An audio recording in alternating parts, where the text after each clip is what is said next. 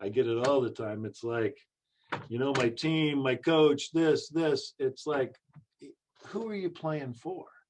And what are your goals? And whenever I coach anybody, when they walk in, it's, are you ready to be selfish? Are you ready to start taking care of yourself and putting yourself first and measuring yourself against yourself and not worrying about impressing others or pleasing people or letting people down or saying the wrong things? If you want to take over your existence, like, who are you going to give power to ruin your day, Randy?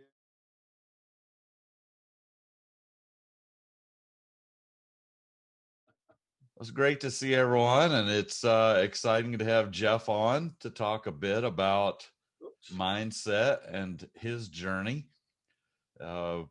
Starting out as a world-class athlete, but learning that there's a mental component along with the physical component, and he's turned that into coaching athletes and veterans and business leaders over the years. But why don't we just go back to the beginning, Jeff, and talk a little bit about that journey of yourself as an athlete and what you learned along the way about mindset and success. Well, I'm excited that you're all here, and thank you for inviting me. I feel honored that so many people are wanting to hear my journey. I know a few of you, so hi people that I know and hi people that I don't know. So a little bit about me. Starting out, I'm from Iowa. I was a wrestler, baseball player, an athlete at a very young age. And I just happened to be really good at wrestling. I didn't plan it. I was in second grade, but in like fourth grade, I went on and I wrestled like Junior Olympics, and I wrestled different tournaments and won. And I really didn't learn how to lose ever. I was like 300 and some and oh, and like I said, I just happened to be good, and I don't know why. And so, but as a little kid, I'm growing up and I just happened to be good. But then I started feeling pressure because people started sponsoring me, and everybody in my little town in Iowa knew that I was a wrestler and knew that I was really good. And so at like age in sixth or seventh grade, I thought the world depended on me winning or losing. I was pretty sure that everything would stop if I lost. And my parents were getting scholarship or getting some sponsor money, but I thought it was like the more you win, the more they pay you at the time. And the reality was they were paying for me to travel and do a couple other things, but they really weren't paying my parents for me winning. But I didn't know that as a kid. So what happened is I kind of developed all this pressure, and I struggled with an anxiety disorder, I believe. I would get so anxious before I would wrestle and play baseball and different sports that I would throw up, and I would just hate, like a day or two before, I'd get so anxious. And this happened all through high school. I was good in high school. I wrestled D1, and it never went away. This was just always one of those things that I lived with and I dealt with. And I look back at it and thought, God, I was a really good wrestler. I was really and good at other sports, but I was really good, and I had zero fun. I didn't enjoy the ride. I thought I had to be perfect. I was always anxious. I was nervous before I would wrestle.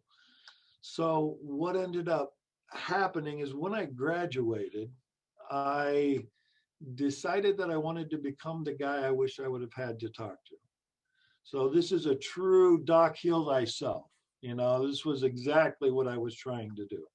So I went into sports psychology, but I realized that sports psychology wasn't exactly what I wanted to do. I wanted to help people with like anxiety disorders and personal issues. And so I became a therapist, and I ended up doing my first, like, part of my internship at the Olympic Committee and working with athletes. And so I got to mix my two passions of sports, and I got to do my psychology stuff.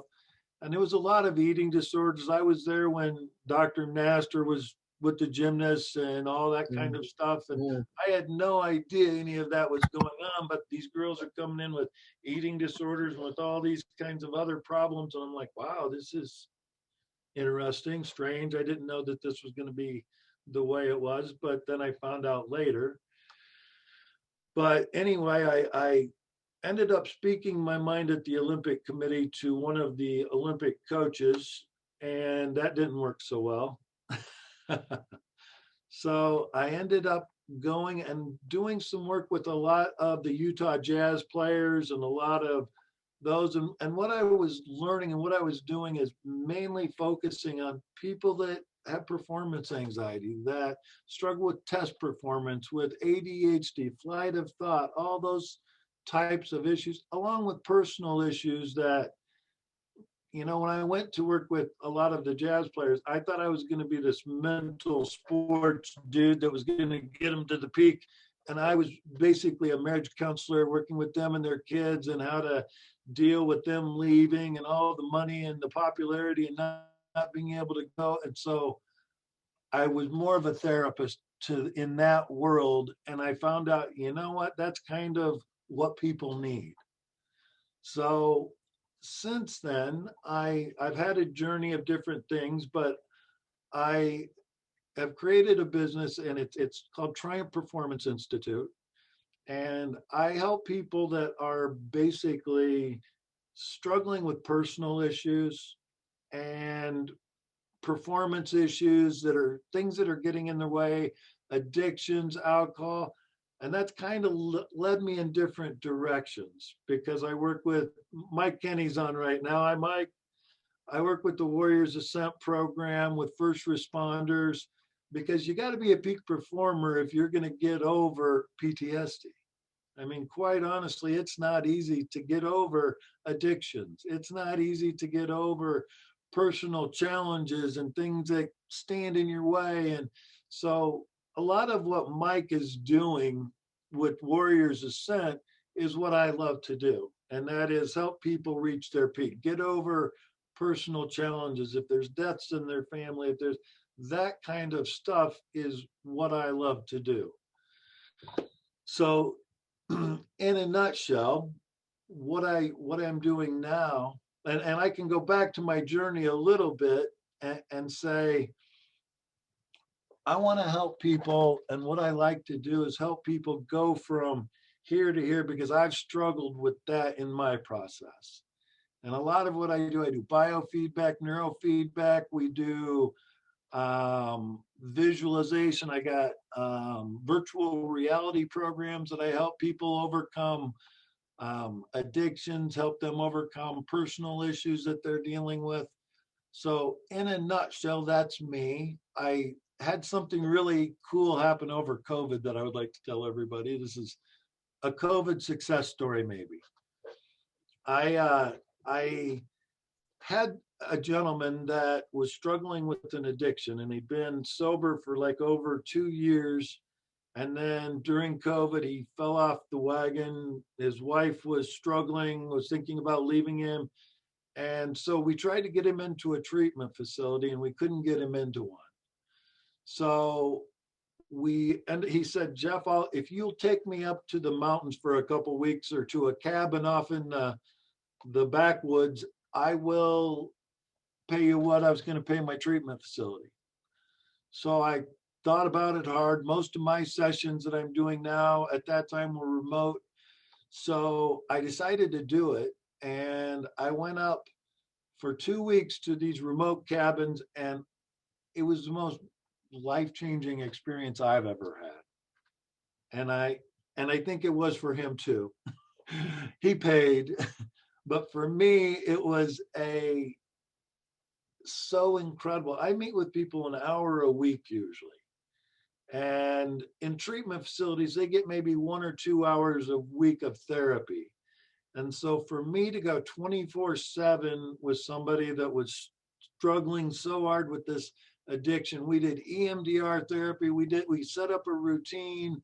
We developed a relapse prevention plan, an aftercare plan, and it was all individualized for this person. And it was the coolest thing because we had a plan of what he was going to do when he came back. He was all these trigger situations, and everything was written out in form. We went through each area of his life, personal relationships, finances, business, all these different areas. And we went through and said, basically, what do you want? What's your vision?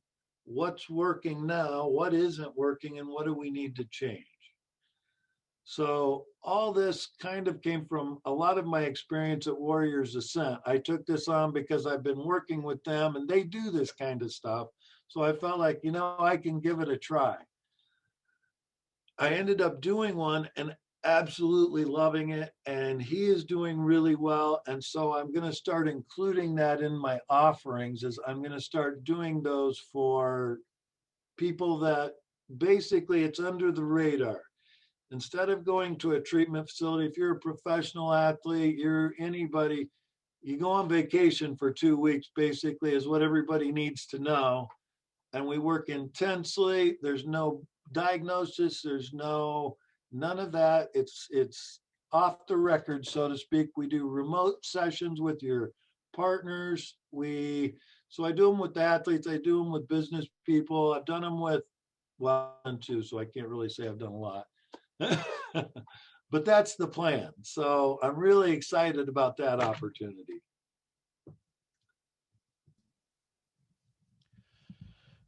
Jeff, not everybody's in a winning culture, and there's folks on here I know that have been in tough times. There's folks that have bad bosses and toxic work environments and everything else surrounding them. How does someone develop that winning mindset even when they're surrounded by negativity? I love that question. And it's with athletes all the time. I get it all the time. It's like, my team, my coach, this. It's like, who are you playing for? And what are your goals? And whenever I coach anybody, when they walk in, it's, are you ready to be selfish? Are you ready to start taking care of yourself and putting yourself first and measuring yourself against yourself and not worrying about impressing others or pleasing people or letting people down or saying the wrong things? If you want to take over your existence, like, who are you going to give power to ruin your day, Randy? It's like, you got to decide, is this crazy person that's yelling at me, am I going to give them my power to ruin my day? So it's all about turning it inside and focusing on, what do I want and who am I going to let ruin my day? Why would I give these people the power to ruin my day? Let's go to Kim. If I can unmute, can you hear me? I can hear you. All right. Hi, guys. I love this topic. I played sports through college. And I'm curious about your perspective on raising young athletes. It is I have a 9-year-old and a 13-year-old, both are athletes, young athletes. And it is a totally different world than when I played. And by totally different, my 13-year-old is playing volleyball at a level that I would equivalent to when I was in high school. Right. And the intensity of it is far ahead of where I was at 13. I mean, right. We joke about, the knee pads she wears versus the knee pads I wore. And it wasn't that long ago, but it seems like sports have intensified so much for these young kids. And so I'm curious about your perspective of keeping a healthy mindset. We stress hard work and attitude over performance. Great. All of the time as a family and with our coaches. But I'm blessed because they're both good athletes, but I'm just curious to kind of hear what you say to families. And my biggest struggle is managing other parents. Oh yeah. So, which is interesting, I think, but I'm curious about your perspective on that. Well, I think it's, if it's all kid driven, their desires and how good they get and all that kind of stuff and the expectations, it is a different world. I mean, they've got travel teams and it's expensive, and you're paying all these coaches. When it was just school back in our day, it's like, okay, you go to a school sport, okay. But now it's so different. And I think a lot of times it's easy for the parents. It's funny, Kim, I just did a training on this the other day, and I put together a training video and a series because there's no rule book for these kids, and do we push them? Do we hold them accountable to go to the practices? And what's our role in this? And how do we step out of coaching role and stay in parent role? And so there's a lot of different things that you can do with that, but it's a challenge. And what I do with parents is I have the kids and the parents come in and we set common goals. And we say, okay, you want to play this, you want to do this. So these are the things that are important: pregame routine, what you're eating, exercise, all these things are part of that. And that's where parents can help and step in, and their sportsmanship and attitude. I love parents to drive that part. It's like the sportsmanship, if they do something out on the field, and they get talked to by their parents too. But you don't want to overstep the boundaries, because the lessons that they are learning in that are so valuable. How to listen to a coach, how to follow the directions, how not to worry about what mom and dad are thinking. And that's really tricky too, isn't it, Kim? Oh, very much so. Yeah. How to lose gracefully. Yes. And, how to, I've had to bite my tongue because I played volleyball. My youngest or my oldest plays volleyball, and I had to learn to not coach. Right. And just say, I love watching you play. So it's beautiful. It's been an interesting journey. So, but really I also coach recreationally. I coach both my girls, and it's interesting, the parents dynamic. I had one in 3rd grade who asked me if her daughter was going to get a college scholarship, and I was like, I don't. For sure. So it's just an interesting world. Yeah. It really is. Yeah. Well, thank you. Thank you for asking the question. I had a dad in T-ball cuss me out for ruining his kid's career. Really? When he was 5, because I moved him to the outfield and I was destroying his career. And, I said, you know, nobody's getting paid here, right? Your kid's not going to check, but. You know, I was the director of the National Institute of Child-Centered Coaching for a while, and our job was to go out and film parents. It was about, how to be a good parent, and I was filming when 2 parents in the audience got in a fight. It was so cool. I just happened to be there. I got it all on video, and then I'm like, okay, this is what you don't do. Let's go to Drew. Oh, just listening, I'm just thrilled. Thank you so much for your what you're talking about. It's sort of ironic. I had a great phone call with my son last night. He's part of a really high performing team, and it's great to hear that he has actually learned something through osmosis with some of the team development things that he's witnessed over his life. My phone call with my dad this morning was more about Vince Lombardi, believe it or not, about striving for perfection, and my challenges with building a culture that's centered around leadership and not likership. So my question goes back to what Randy was asking about, more of a different perspective. When you're in an organization that people maybe have never seen a winning culture, or have never been part of a winning culture, this accountability and ownership piece seems to get in the way. How do you manage to articulate and build a team built around a winning culture when they quite honestly don't see the path or understand what a winning culture looks like? Right. I would first suggest reading, have you read 11 Rings? Yes. Oh my God. he had the ability to establish, it's Phil Jackson, everybody, and he had the ability to establish a culture out of wild stuff. But I think it all comes down to your attitude when you are in charge, the people in charge of what do they believe and what do they bring into the table. And it's like, if your attitude is a winning mindset and you're holding them accountable and you are giving them every opportunity, I think it's got to start with that. And then I think it will grow to the school and it will grow to the organization. Is that what you're looking for? I don't know exactly. It's always great to hear different, the sports analogy associated with business is so relevant. Yeah. I mean, it really is, but when you start thinking through things about some of the struggles of changing a toxic culture into one of teamwork and collaboration and ownership, the challenges become, how do you develop grit in people who have never had grit? Right. And that's sort of the win at all costs versus eventually winning at any cost. Right.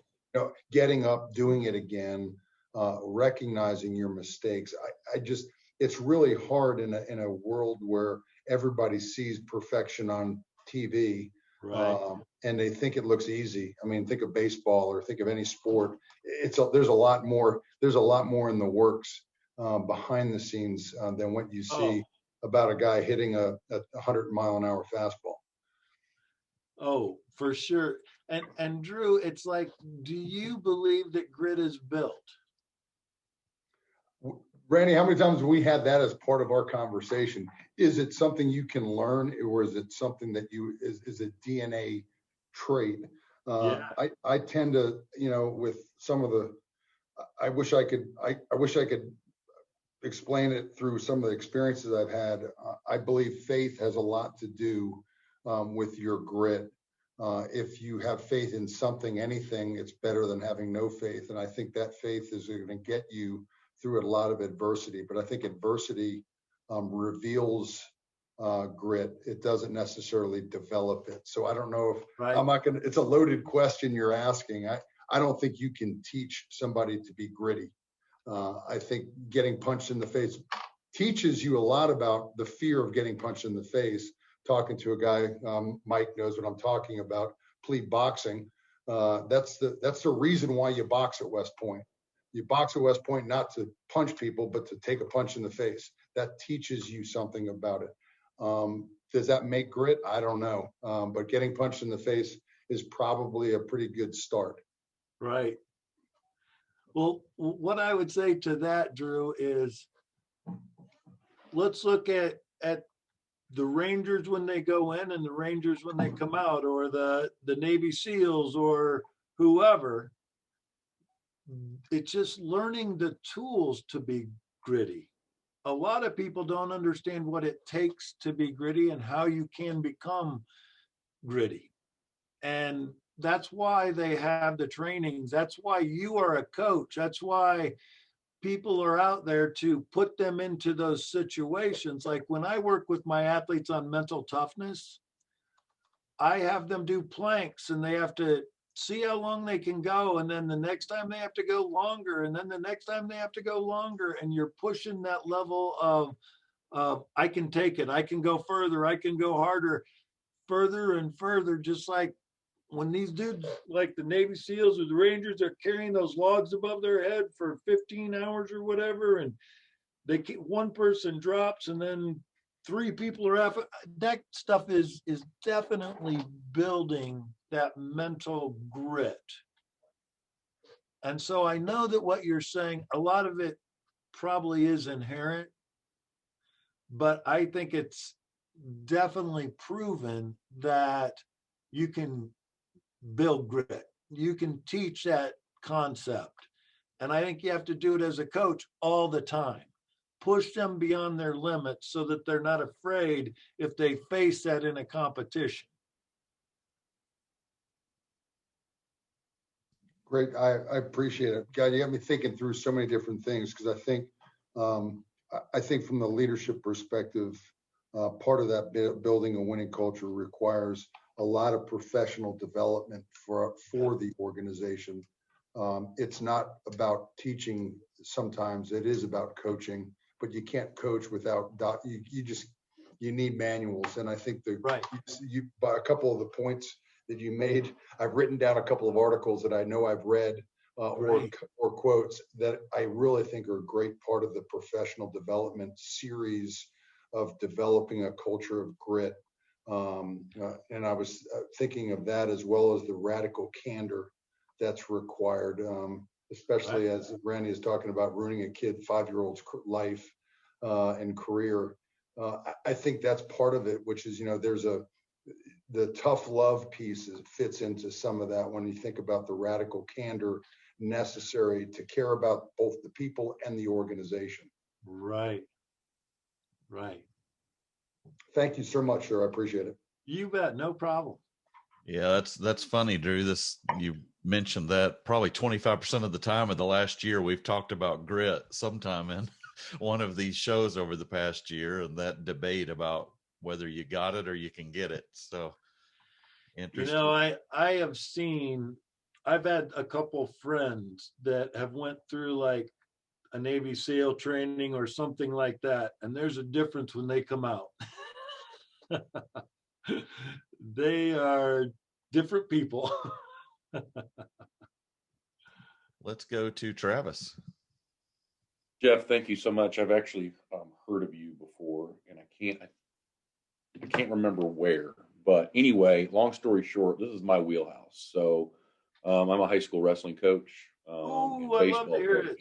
Yeah. So and I'm also doing some consulting work with a company where we are building a e-learning platform designed to build life skills into athletes and emerging athletes, high school.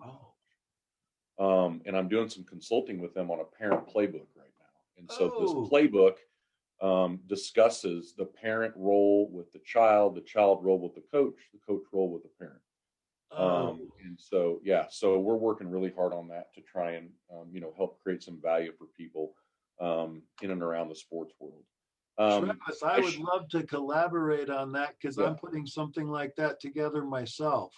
Yeah. Let's connect at some point. I'll put my email address up here. And anyway, so I shared a video there. If everybody gets a chance to watch it, Matt Deggs has a great book. It's called The Pack, and Matt is a college baseball coach. He's coached at several different levels, and really was in a tough recruiting sector, being at a small college of Sam Houston State, but then competing at the national college, trying to compete at the high level with the LSUs and the Alabamas and those big name schools. And Matt, although a very accomplished baseball guy, he had to find a way to take the mediocre athlete, or not, I'm going to say mediocre if they're in college, but the not elite high level athlete, and find a way to compete at that level. And he did it through team and empowerment of one another. And through that process, every time, every conversation he'd have with his teammates, he would his players, he would always talk about being able to, what can I do for the guy next to me? Whether, if you're the second baseman, how can you help out the shortstop? If I'm hitting in the batting order third and I need to move a guy, it's not about me and my ability to hit the home run or me making the play so I shine. It's about what I can do for the next guy in line, right? Defensively, offensively, in the dugout, on the bench. And with that mindset of loving your teammates and with that self-sacrifice of what can I do for the guy next to me, and it can go to football, it can go to wrestling. How can I make the guy next to me better? And we take that approach in our program, in our baseball and wrestling program, and at these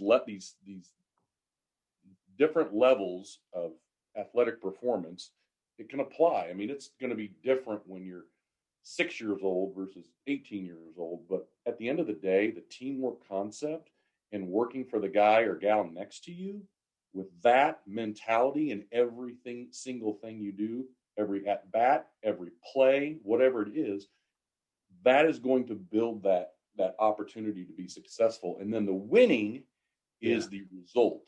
So we don't focus on outcomes. We focus on teamwork and unity. And that's built through leadership. And like Drew talked about, the leadership piece that goes into that. Because leadership really at the end of the day is selflessness. So doing something for the next person.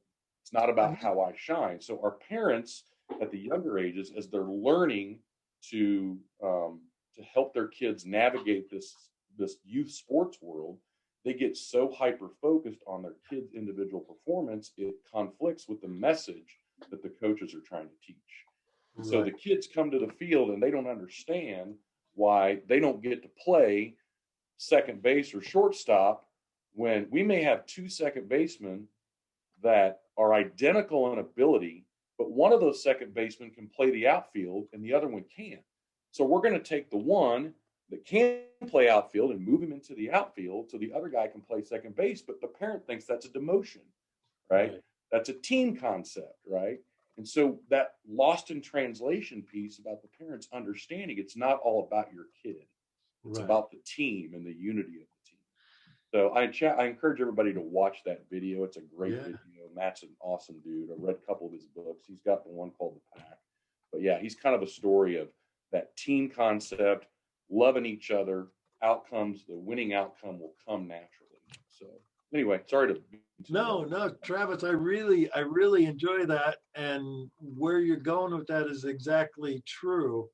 And you know what I've realized is, I do a podcast called The GOAT, and Greatest Athletes of All Time. And what I've realized is, the more I talk to people, different goats in the world, not just necessarily in the business or in the athlete world, but in the business world, military world. Mike Kenny's going to be on my show tonight, called The GOAT, basically because, and what you're talking about is how to build the team and how to give them the opportunities and how to set this up to become the best that you can be. If you're comparing yourself to everybody else, you're going to fight a losing battle. So it's like teaching the kids to like the game for them and enjoy the game and not worry about the outcome is huge at that age. I love that. Let's go to Steve. Hi, Jeff. I really love what you're doing with all ages, I guess, but especially the young people, because they have so many years to build on the lessons that you can teach them. Right. And it can make such a huge difference in their lives. So, and they're at such a formative age as well. Right. So my question has to do with your lessons with regard to losing and failing versus lessons learned when winning and being successful. Right. Boy, is that wise. Steve, that's where all our lessons come from. I remember every wrestling match I ever lost very, very clearly, but I don't remember when the ones I won, even if they were huge. I will tell you that one of the biggest and best lessons that Jeff has ever learned in his life, and this is like one of those huge ones, is, wow, losing is a good thing. Losing's where you can learn. Losing's where the lessons are. Losings are something that I've been afraid of so much most of my life. And why was I afraid of this valuable tool and teacher and lesson? Because I was afraid of how I would be perceived. What are people going to think if Jeff loses? He's not going to be this perfect, ideal. And so I was always afraid to take those lessons.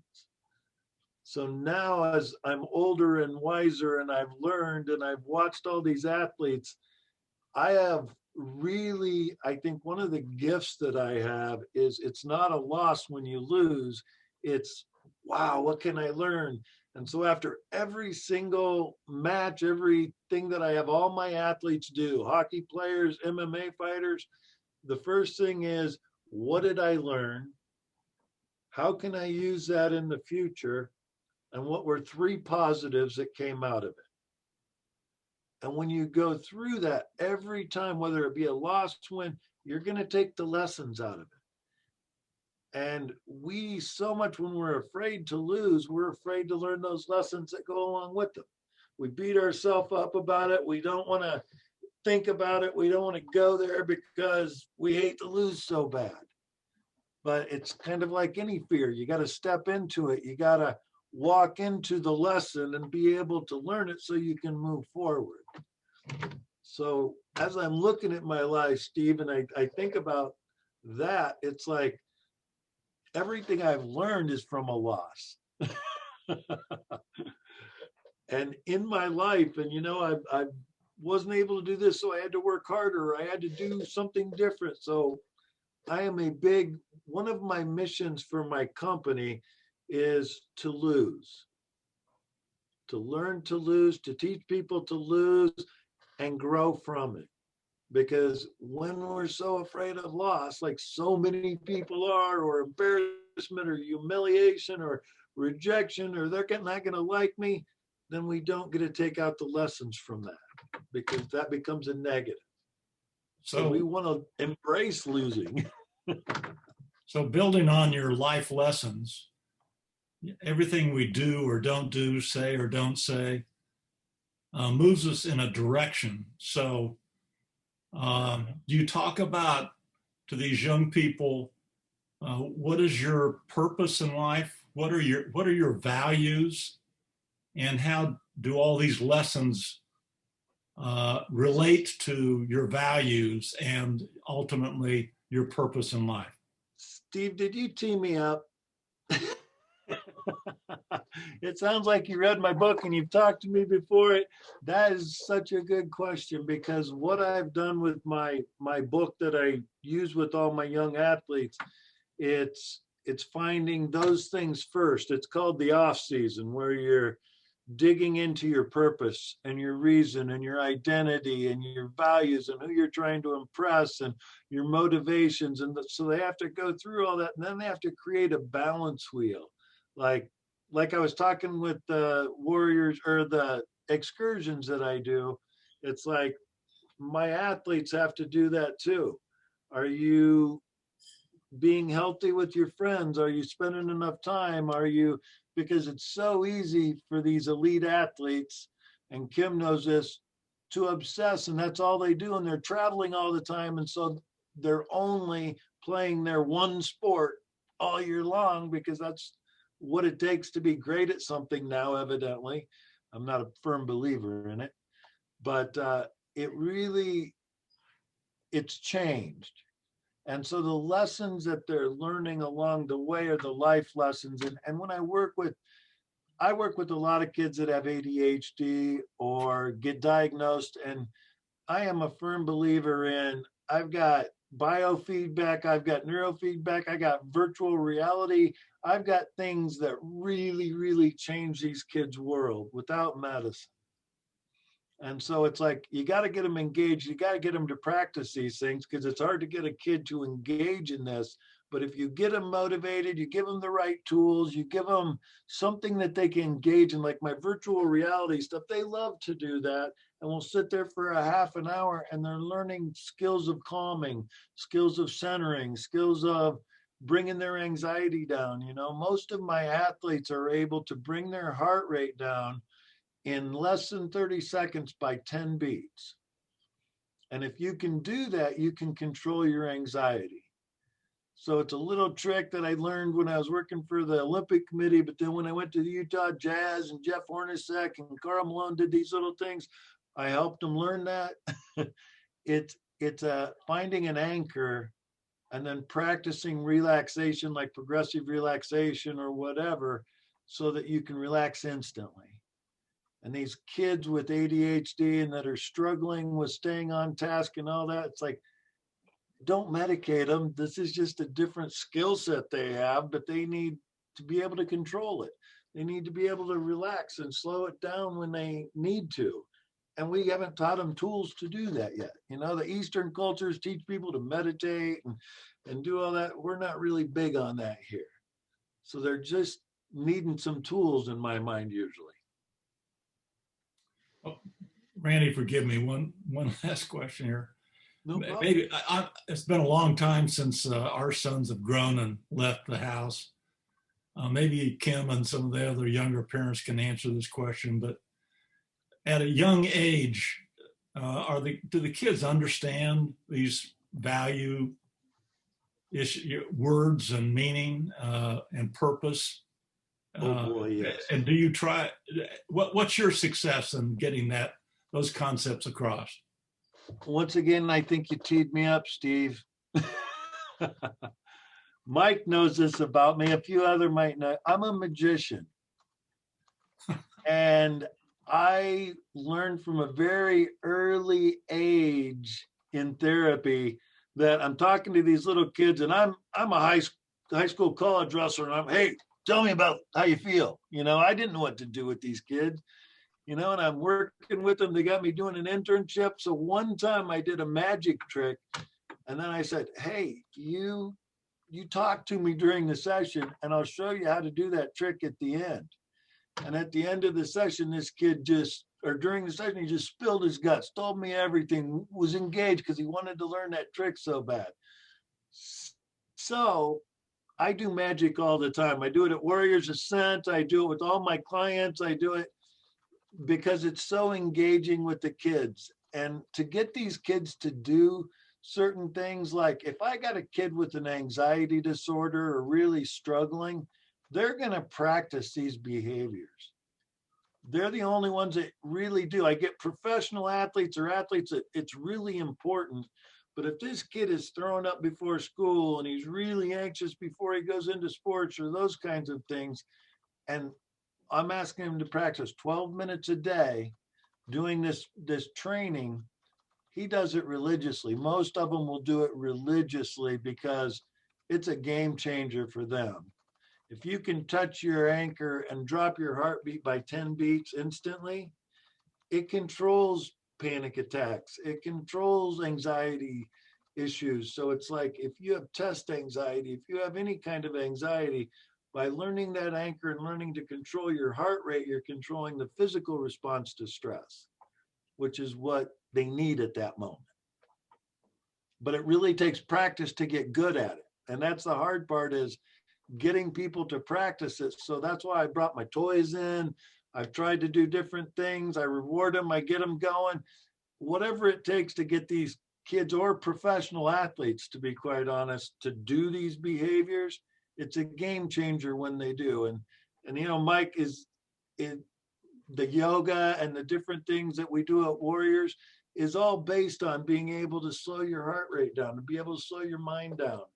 Because we get flight of thought and things are going, I got all these things on my mind. And it's like, have you ever been taught how to slow that down? Well, you got to, or it's going to drive you crazy. Well, thank you, Jeff. Appreciate all that you do. Hope you're multiplying yourself somehow. I am. I'm training coaches and to do what I do. So I've got a little system going here. Thanks, Steve, though. I appreciate that. Let's go to Angie. Hi, Jeff. How are you doing? Hi, Angie. So my question is, I know with COVID, you're probably seeing a lot of mental health issues and more conversations surrounding that. I know me specifically, last September, my neighbor 2 doors down took his own life in his driveway. So it's quite, scary for all of us neighbors. And I know a lot of us felt the impact of that. And, he was really struggling with his mental health because of COVID. But my question to you is just like, what advice do you extend to people who maybe have never had any issues with mental health, and with all of the uncertainties that's been going on the last year now. What do you tell those folks who have never wrestled with anxiety or had issues that are trying to understand what they're feeling? Right. I think it's all about the stigma kind of that has been built around it. And it's like, I would encourage anybody to do the easiest way I've over COVID and people with anxiety. I'm seeing like a couple of agoraphobics that are afraid to leave their house right now. Mm-hmm. They were fine before COVID, but now they've been in for so long and they're afraid with germs and things going out. And so one of the cool things is you can try it out. And if it doesn't feel good, don't ever do it again. I do a 30-second promo, free pro bono, just to see if we're a good fit. But looking at it as like healthy people are going to therapy now because they want to get healthier. They want more. So it's like therapy is not necessarily the bad thing that it was being seen 10, 15 years ago. So I would say basically everybody's struggling right now. And with the opportunity of online therapy, there's BetterHelp, there's a lot of them. I do a lot of virtual. A lot of the therapists it's accessible now. So it's a process of finding the right person. What they say about the effectiveness of therapy isn't any of the techniques or anything they do. It's the connection you have with the individual, with your client. Mm-hmm. So I think it's just about finding connection. And sometimes, and this is where you got to be picky. If you're paying for therapy or paying to get that service, you want to find somebody that is a good fit, that you enjoy. Mm-hmm. That makes sense. I know his wife, I talk to her often. And so not only is she coping with all the uncertainties of COVID, but now she's also grieving her husband. And also, she's still in the house that, her husband took his own life. And so I know like we came in and did a bunch of landscaping to help, deflect. So that every time she walked out her front door, she wasn't looking at the spot that he took his life. But there's just really kind of a sad thing, but I just wondered because I hear it often and, and all the neighbors talk about it often as well, but it is something that I hear more and more now with COVID, that people are struggling that haven't ever struggled before. Right. Mm-hmm. That's very true.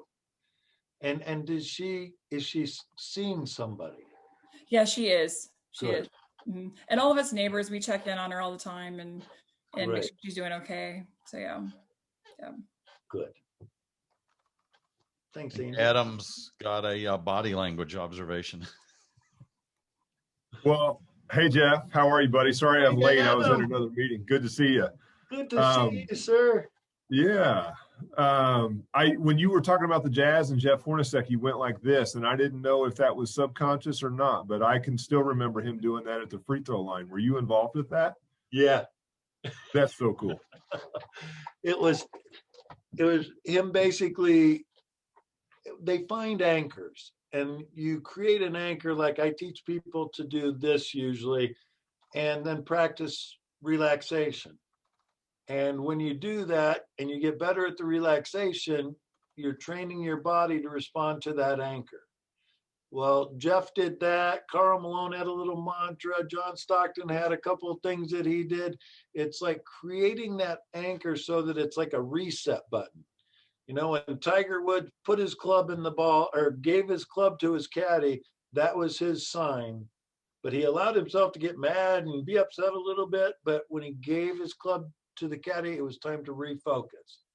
So it's all about refocusing. Everybody said, yeah, try to stay focused for a 4-hour round of golf.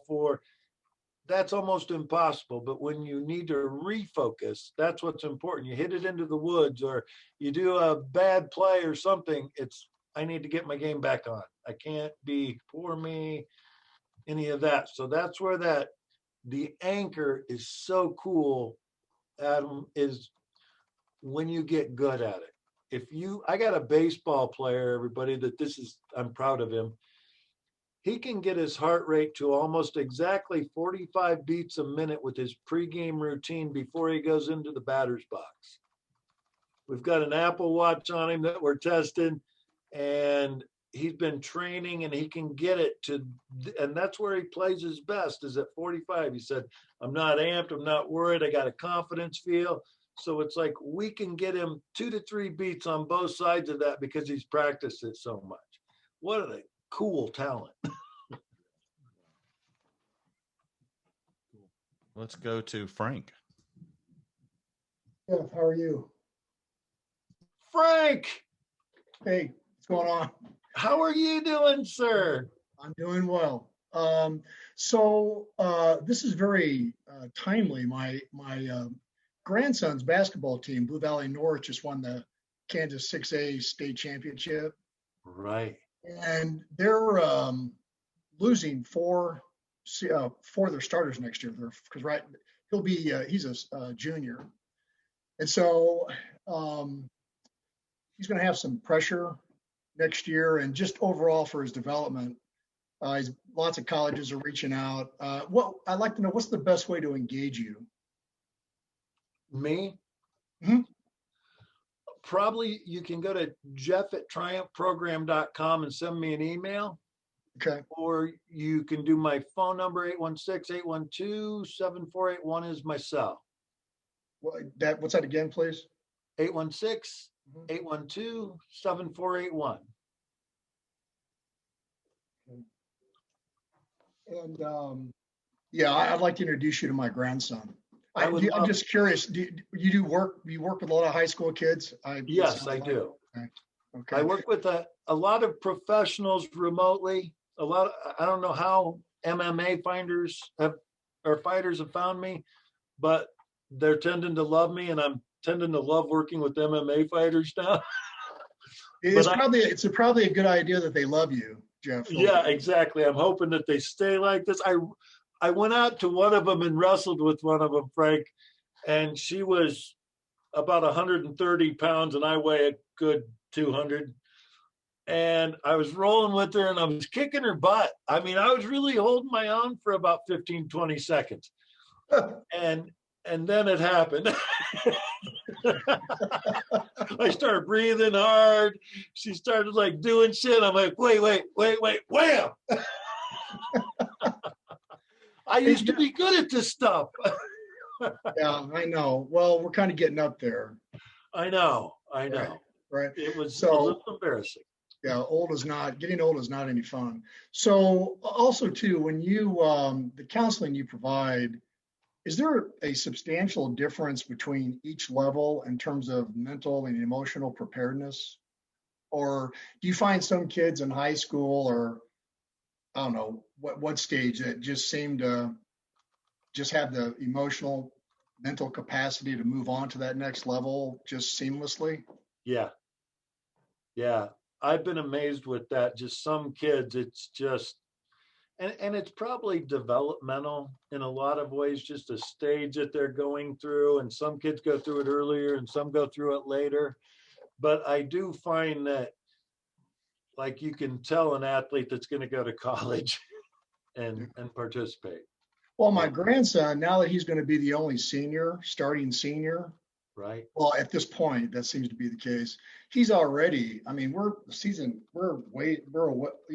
not happening for a while, and he's already, don't tell him I told you this. No, okay? that's all right. Don't anybody else, if you ever meet my grandson, Kernan, don't tell him I said this.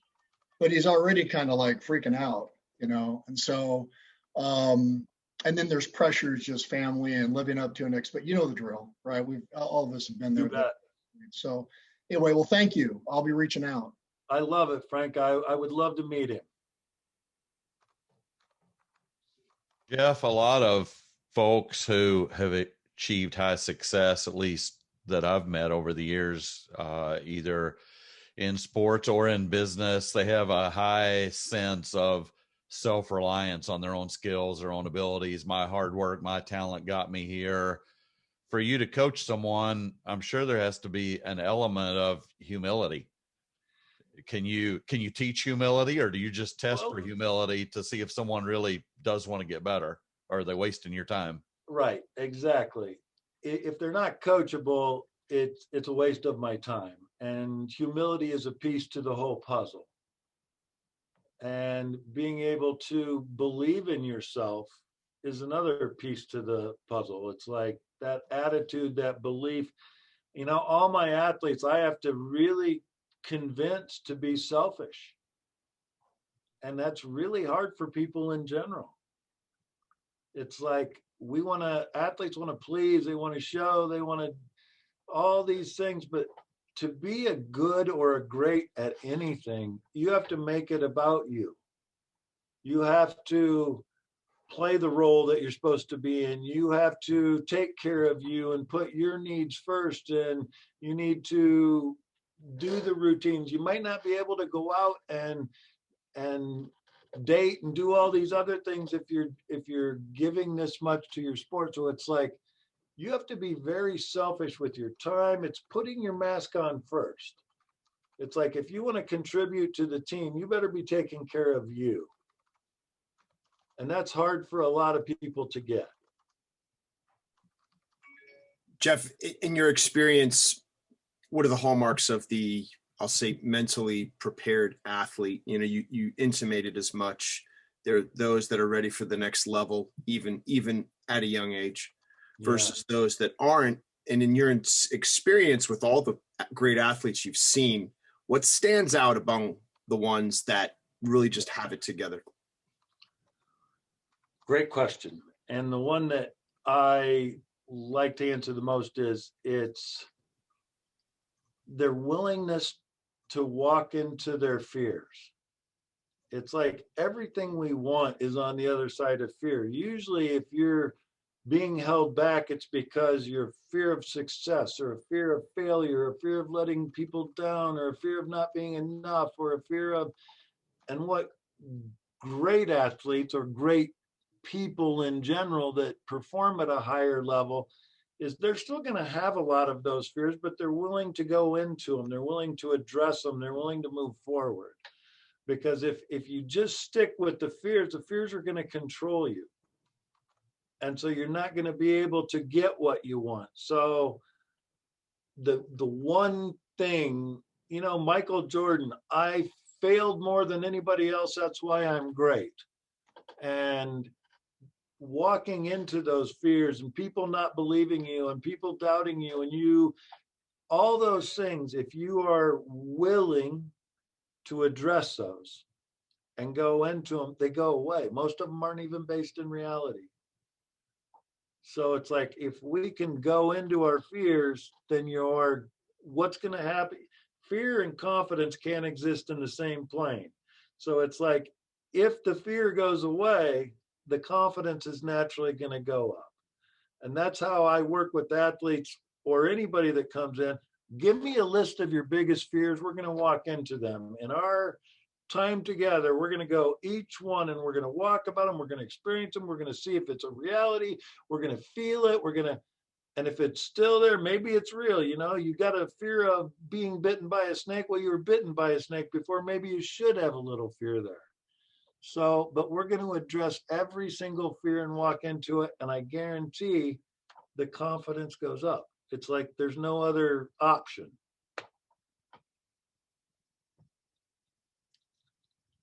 Rick has an interesting question about grit. Hey, I appreciate the time, and thanks, Jeff, for coming.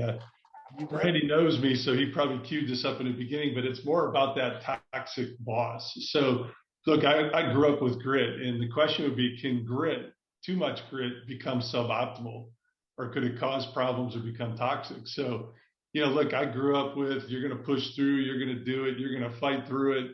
And you know what? I love it. I think it's done a lot for me. And I don't know if it came naturally or if my dad taught it to me or my mom taught it to me, but you know, the toxic boss part of it was interesting because I wasn't going to let that person get the best of me. And I kept pushing through. And the thing I regret now, probably 10 years later, is I didn't take him down, because there's a lot of people that don't have that level of grit. Yeah. And made it one hell of a bad place to work, you know, and you fought through it, but how many other people suffered and quit, or it changed their their direction because, maybe I didn't do what I should have done. Right. Grit isn't always political. It doesn't serve the political game a lot of times. I mean, not to say anything about Trump, good or bad, either way, but the dude had grit. He didn't care what anybody else said. I'm doing what I'm doing and get out of my way. And, it's not always the best political to have that level of grit, but I will tell you, success comes with that level of grit. You're not, if you don't have an undying level of grit, you're not going to be great at anything. You're going to be average.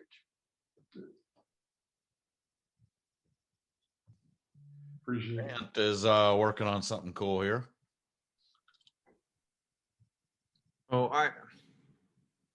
One of the things I've learned in life, and especially in my business, is I don't know anything. But we do.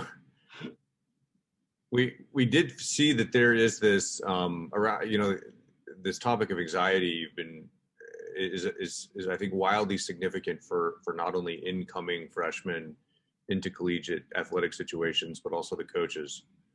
And there's a lot of misinformation out there that we found. There's a lot of kids that probably didn't get enough attention at home and dupe coaches into thinking that they're going to come play there, and then there's an empty spot on the field, Right. So we think we have an interesting product, but we've been talking to coaches and stuff, but you were talking about building kind of an assessment. I think we might be able to help with that as well, because that's kind of what we do all day. But I would certainly like your input on what are some types of ways to create measurements to help these coaches understand what do you want in this kid, because the coaches tell us all kinds of stuff. One of them is absolutely convinced that he can tell you how good a kid's going to be by whether or not he does his own laundry. And, there's all these weird sort of custom metrics and things. Everybody thinks they have a magic formula, but you're interested in your perspective on that was all. I don't need to take up any time here.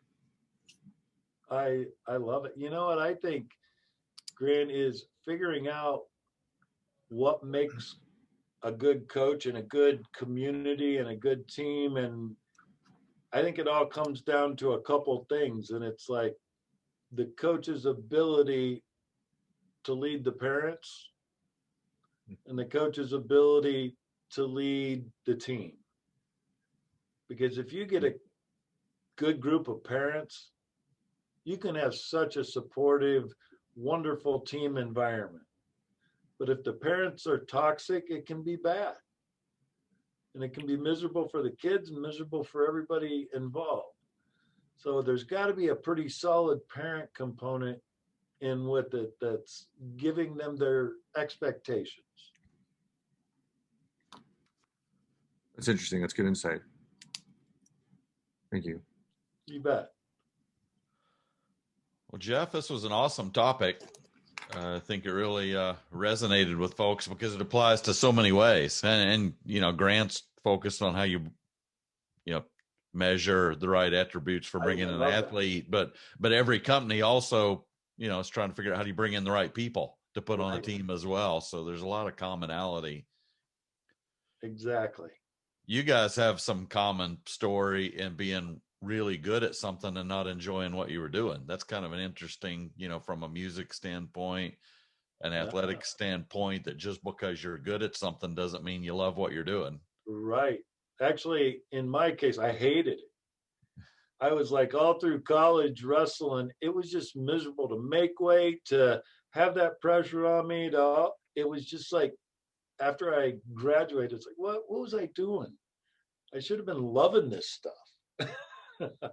And you should also connect, if anybody, or I'm happy to, whatever, but to connect with John McGraw. I don't know if anybody else knows John. He's an amazing guy and tells a very similar story of playing pro football and how, they prepare your body to play the game, but they don't prepare your mind, and how significant that is. I think you guys would have a heck of a conversation around that. John and I are co-producing a video called The Freedom Project. And it's about bringing mental health awareness to the world of sports. And we got Dustin Colquitt on it. We got John on it. We got a bunch of athletes that came in and talked about you don't show weakness when you're on a professional team. You can't show weakness. You can't show you need help. You can't do any of that. So John came on and presented that. And then now he's of the idea that you should show weakness or not weakness. You should get help if you're struggling mentally, because you're going to play better. You're going to be more valuable to the team. So that'll be exciting. Yeah, that'll be exciting. Coming out soon. I'll let you know. Hey, Jeff, how could you possibly hate wrestling? It's a great sport. I know. and also, what do we need to do for you to show us a magic trick? Is there anything that?